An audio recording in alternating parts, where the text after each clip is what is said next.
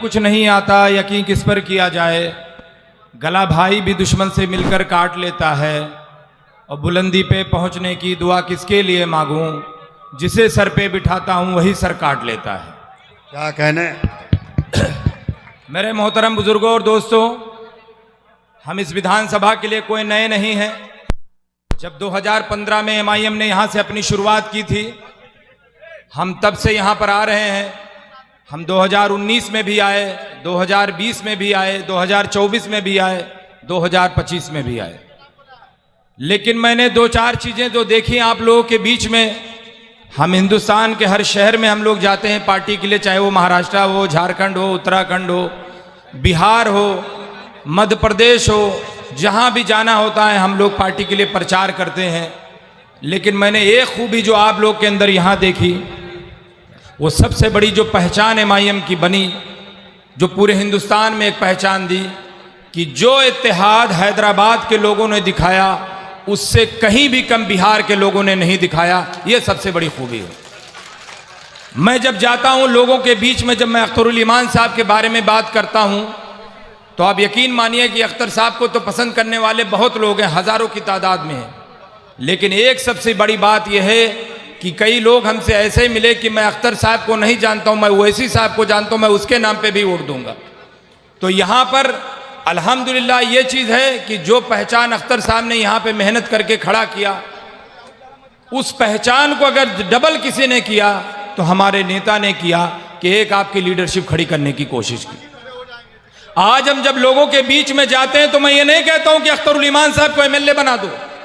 मैंने यहां पर कई सौ प्रोग्राम किए, मैं लगभग 10 सालों से कई सौ में प्रोग्राम किया हूं।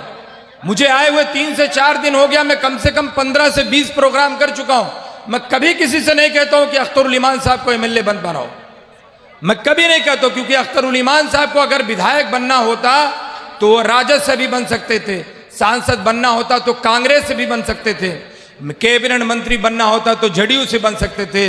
हमने कहा था यहां पर एक ही बात मैं कहते आया हूं, अपनी लीडरशिप खड़ी करो, वो भी अख्तरुल ईमान साहब की शक्ल में खड़ी करो, इसकी जरूरत है आपको। हम यहां पर सिर्फ एक ही चीज की डिमांड करते हैं, अपनी लीडरशिप खड़ी करो। जब मल्लाहों का नेता हो सकता है, मांझी का नेता हो सकता है, पासवान का हो सकता है, यादव का हो सकता है, तो अपना नेता क्यों नहीं हो सकता है? लेकिन इसके लिए आपको सिर्फ एक काम करना पड़ेगा, जो बीमारी पिछले 70 सालों से आपको है, आपको बीजेपी को हराने के नाम पे वोट देना बंद करना पड़ेगा, वरना कभी आपकी लीडरशिप खड़ी नहीं हो सकती। जितनी भी पार्टियां हैं MIM को छोड़कर, हर पार्टी सिर्फ आपसे एक डर दिखाती, इनको वोट मत देना वरना बीजेपी आ जाएगी, ऐसा मत बोलो वरना बीजेपी आ जाएगी, कुछ मत मांगो वरना बीजेपी आ जाएगी। आप दिल पे हाथ रख के बताइए कितनी मरतबा आपने बीजेपी को वोट दिया? क्या आपने कभी बीजेपी को वोट दिया? और कभी देंगे? बीजेपी कैसे जीत रही है? कौन वोट दे रहा है बताओ ना? कभी आप सवाल नहीं करते हैं, आपसे ही कहा जाता है। क्यों? क्योंकि आपका कोई लीडर, कोई अगुवा नहीं है।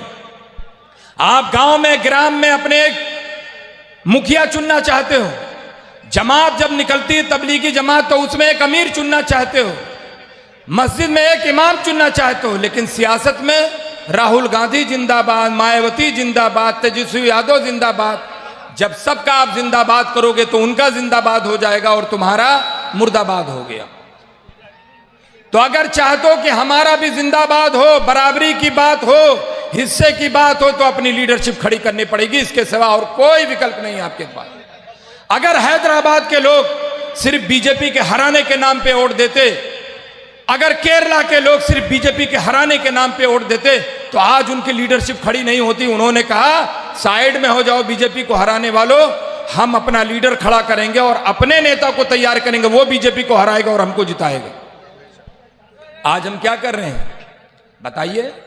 एक कोई सिंगल ऐसा आदमी हो जो बताइए, एक सिंगल आदमी। मैंने हजारों ने, लाखों लोगों से पूछा, मैं गाजीपुर से गाजियाबाद तक की मैं बात कर रहा हूं, मैं बिहार में गया से लेकर सीमांचल तक की बात कर रहा हूं, पटना से लेकर आपके अमौर तक की मैं बात कर रहा हूं। मैं जब लोगों से पूछता हूं कि आप किस चीज के नाम पे अब तक राजद और कांग्रेस और JDU को वोट देते थे, हर कोई यही कहता था, मुझसे यही कह जाता था कि आप इनको वोट दे दो वरना बीजेपी जीत जाएगी। हम ना बीजेपी को वोट देते हैं न मेरे खानदान में किसी ने बीजेपी को वोट दिया, फिर भी बीजेपी जीत रही है। और हम ये सवाल नहीं कर पाते भाई बीजेपी जीत कैसे रही? बीजेपी जीतती तो हमारे वोटों से नहीं जीतती है। हम ना कभी बीजेपी को वोट दिए ना देंगे, लेकिन अब हम अपने बेटे, अपने पार्टी, अपने नेता को वोट देंगे, किसी और दूसरे को वोट नहीं देंगे इंशाल्लाह। अगर आप वोट देंगे, इत्तेहाद की ताकत दिखाएंगे, तो मैं जिम्मेदारी के साथ कहता हूं इंशाल्लाह सीमांचल से एमआईएम के कम से कम 8 विधायक जीतेंगे, 8 विधायक जीतेंगे। एक आखिरी बात करके मैं अपनी बात को खत्म करूंगा, जो बहुत जरूरी है आपके लिए। आपकी लीडरशिप जब तक नहीं होगी मेरी भाई, आपकी कोई बात नहीं करेगा, आपको कोई बजट नहीं देगा, आपकी कोई सीमांचल बोर्ड की बात नहीं करेगा, आपकी कोई आवाज नहीं उठाएगा। हम आपको बता दें, बस 1 मिनट में अपनी बात को खत्म करूंगा क्योंकि बोलने वाले बहुत लोग हैं। जब 2020 का चुनाव हो रहा था, 2020 का चुनाव हो रहा था, अख्तरुल ईमान साहब का कंफर्म नहीं था कि अमौर विधानसभा लड़ेंगे, क्योंकि कोचा दामन से अख्तर साहब ने वादा किया था इजहार अफसी साहब को चुनाव लड़ाने के लिए। यह फैसला हुआ कि अख्तर साहब चुनाव नहीं लड़ेंगे।